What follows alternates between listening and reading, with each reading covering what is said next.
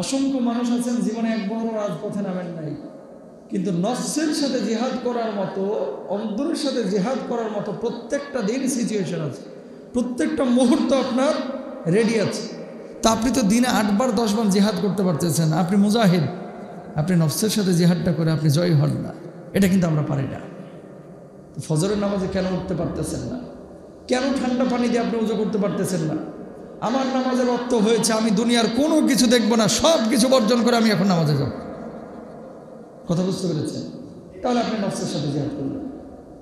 মন যাচ্ছে সুদ খাইতে, মন যাচ্ছে ল্যাপটা দিয়ে আরেকটু ঘুমাইতে, মন যাচ্ছে কম্বলটা দিয়ে আরেকটু ঘুমাইতে, মন যাচ্ছে কাঁথা কম্বলটা একটু গরম হয়েছে, এই সময় কি বাইরে হলে আমার ঠান্ডা হয়ে যাবে না, আপনি ওই জায়গাটায় জিহাদ করবেন। পারবেন ইনশাল্লাহ? সুদে গোটা এলাকা ভরে গেছে, কিন্তু আপনার মনটা যাচ্ছে আমার আল্লাহ বলেছে এটা হারাম, আমি খাবো না, নফসের সাথে জিহাদ করলেন। বউকে পর্দা করাইতে মন যাচ্ছে না, জিহাদ করলেন যে না আমার বউকে আমি পর্দা করাবোই করাবো। আল্লাহু আকবার বলেন। তাহলে নফসের জিহাদটা হচ্ছে বড় জিহাদ। প্রিয় ভাইরা আমার, আল্লাহ রাব্বুল আলামিন কি বলছেন খেয়াল করেন, আল্লাযী খালাকাল মাউতা ওয়াল হায়াতা লিয়াবলুয়াকুম আইয়ুকুম আহসানু আমালা।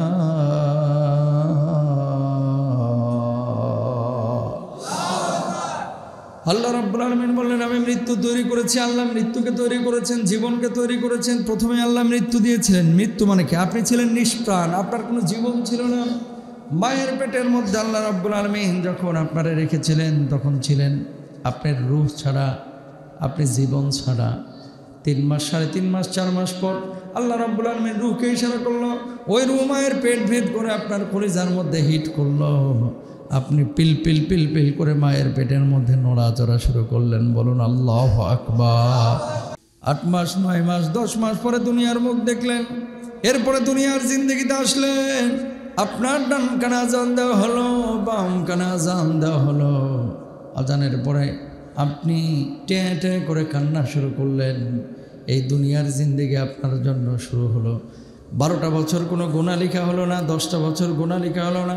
12 বছর 10 বছর পরে যখন আপনার বুঝ আসলো, আল্লাহ রাব্বুল আলামিন আপনার উপরে দায়িত্ব দিল, বান্দারে নামাজ পড়, রোজা কর, হজ কর, যাকাত দে, সৎ কাজ কর, হারাম কাজ করিস না, হালালের সাথে জড়িয়ে পড়, হালালটাকে গ্রহণ কর।